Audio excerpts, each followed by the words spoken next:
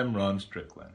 This webcast is one of a series in which I am providing some brief lectures and commentaries on topics from the courses I teach in literature and cultural studies. This particular installment is the first of a series on the English poet John Milton and his epic poem, Paradise Lost. And in this series of webcasts on John Milton and Paradise Lost, I'm especially interested in considering Milton as an early example of what we have come to understand as the rational individual subject of Enlightenment humanism, the characteristic mode of human subjectivity of our long epoch of modernity. I'll say first that Milton is especially interesting for me to teach in relation to the overarching theme that I have in mind for this course, which is the trajectory from pre-modern, feudal, medieval modes of human subjectivity through to modern and late modern subjectivity. The experience of being human, one's possible lived experience in a very hierarchical, very stratified society, a society in which one's individual choices are very much constrained, and increasingly the beginnings of mercantile capitalism and eventually industrial capitalism into 20th century modernity. More emphasis is placed on individualism, on individual choice, on autonomy, and among the factors producing this change, we would include the emergence of capitalism, democratic and republican forms of government, the Protestant Reformation, spread of literacy, urbanization, the ways of life that are different, the possibility of human experience and social experience that become both required and also enabled by the massing of populations in cities instead of dispersing populations in small villages and rural communities. So I'll begin there with just pointing out that John Milton, his life, his experience was city life, such as it was in London in the early 17th century. So Milton was born in London in 1608 and he died in 1674. So his lifetime overlapped slightly with that of Shakespeare. And Milton's father, who's also called John Milton, is interesting to me. He was a wealthy scrivener. Scriveners perform some of the services that lawyers perform now, solicitors in England perform. They do transcriptions, they serve as notary publics, they help people prepare wills, last wills and testaments, other kinds of documents related to the legal profession, related to the court system.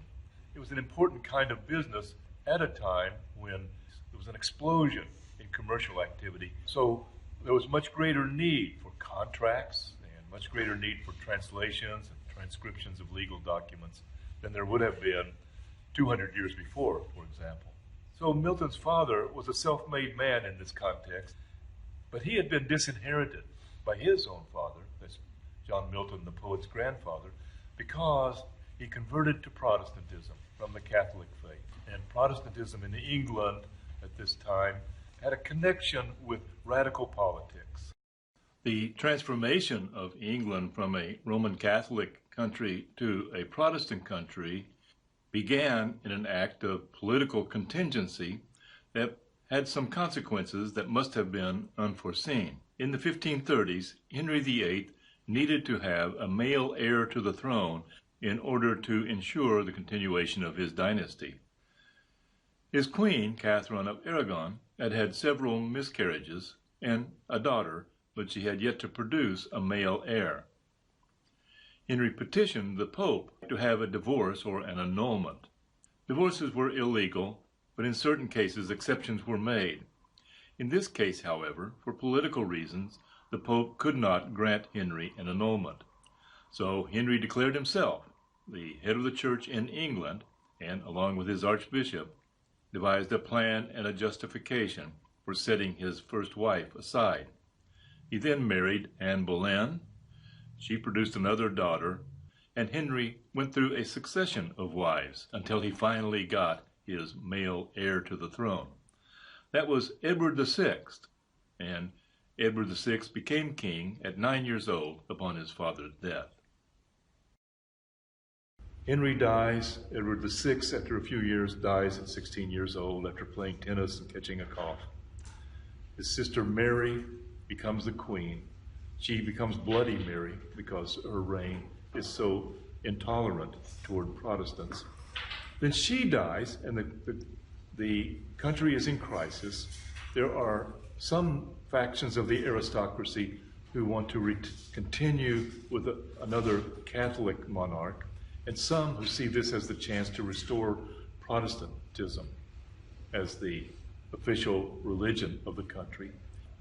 And Elizabeth becomes queen. She established the Elizabethan settlement, according to which England was going to be a Protestant country, but Catholics weren't going to be persecuted, at least not horribly. So it has the issue of whether you're an Anglican or a Roman Catholic has these political implications. That's why it's meaningful that John Milton's grandfather disowned John Milton's father, because John Milton's father became a Protestant. Now, I should say, by Milton's time, there's a kind of a high Anglicanism. That's the official Anglican religion. And then there are splinter groups. In addition to the Anglican Church, there were other Protestant sects and splinter groups, such as the Presbyterians, the Puritans, Quakers, Levelers, and Diggers. Some of these were quite radical politically.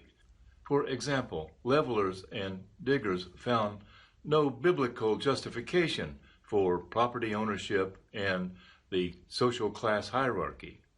Diggers squatted on aristocratic lands and planted their crops, attempting to live off the land as, in their view, God had intended. So Milton is living during that historical period, a very important historical period, and he played a very active role in the English Revolution. And his Protestantism came by him naturally, and his alignment with revolutionary and progressive politics is signaled early on. Even in college, he attended Cambridge University, and of the two traditional universities in England, Cambridge and Oxford, Oxford was then and still is associated more with conservative politics, and Cambridge was then and still is associated more with liberal politics or progressive politics. Milton did his bachelor's degree at Cambridge. He continued there and got a master's degree, graduating in 1632. And after leaving Cambridge, he had a very indulgent father, and he still wanted to study. So he spent 6 more years studying independently, reading the classics, reading Latin and Greek and Hebrew at his father's country house in the village of Hammersmith, which was then in the country, but now it's a kind of part of London. And in May of 1638, he embarked on what has been called the Grand Tour of Europe, traveling around in Italy and France and looking at old churches and famous paintings and meeting people and visiting universities. He met Galileo, but in 1639, he returned home. He cut short his travels. Milton already and always had been writing about it, been boldly saying that he imagined that he was going to be the great epic poet of England. And he imagined that he might write an epic about King Arthur or some national heroic epic. But he put that aside when he got back, and he began to write political pamphlets. Some of them were quite radical and quite controversial.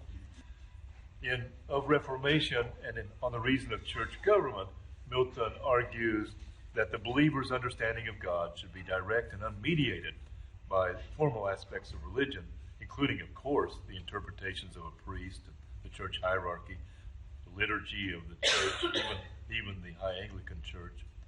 These human invented structures, he said, unjustifiably obstruct and corrupt the believer's understanding of God. The relationship between the human and the divine should be a direct spiritual communion, according to this argument. The biblical text, Scripture, is the best medium for access to God rather than the extrinsic trappings of the Christian tradition that have been added by the formal church. Then Milton published the divorce pamphlets, in which he argued essentially for divorce on demand. And this was really radical. Now, it's not quite as radical as it sounds, because his argument was for divorce on demand for the husband and not for the wife. But the argument can be extended, and it was really threatening to conservatives in the church, and he argued for it, maybe partly because he wasn't getting along very well with his first wife. In Of Education, Milton argues that education should not be strictly focused on vocational skills, but should also include study of languages, rhetoric, poetry, philosophy. And in Areopagitica, his pamphlet on censorship, Milton argues against censorship prior to publication. Then, maybe for the time at least, his most shocking and controversial pamphlets, arguing that it was legitimate to overthrow a tyrant. Milton is a justification of Oliver Cromwell's action in arresting and executing King Charles I. Milton defends the action against the royalist argument that the monarch rules as God's appointed minister, and to overthrow the monarch would be to reject God. Well, after Charles I's death, England was ruled by the Protectorate rather than a kingdom. And as I said, in 1658, Cromwell died. His son Richard Cromwell became Lord Protector, but he couldn't hold it together and sustain control of the government. 1660, the Parliament invites Charles's son, now Charles II, to come back and assume the throne. But even in 1660, Milton is still writing controversial tracts. He wrote De Doctrina Christiana, written sometime between 1655 and 1660. And in that text, Milton argued that no person should be required to attend church, and every person should interpret the Bible for himself or herself. What's the problem with requiring that people go to church? What's the theological problem for Milton, imagine? Just because you make someone go to church doesn't make them religious, and in fact, it kind of defeats the whole purpose of worship. So Milton made that argument. Then in the ready and easy way to establish a free commonwealth, he argued against the restoration of the monarchy. It was an argument that was not going his way. It was a very dangerous thing to write, and in fact, it put his life in danger. Now, he's already blind at this time. He's not really very dangerous, but he was in danger of being arrested and punished.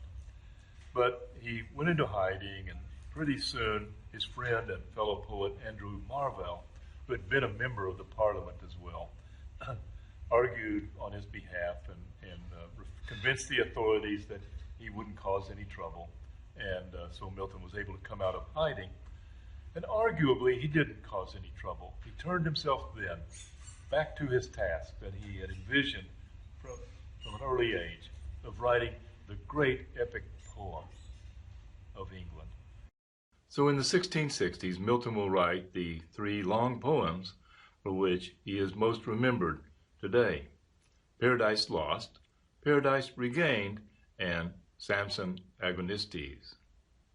In other webcasts, I'll have some things to say about Paradise Lost, but for now, I'll conclude this episode. As always, if you have questions or comments, send me an email.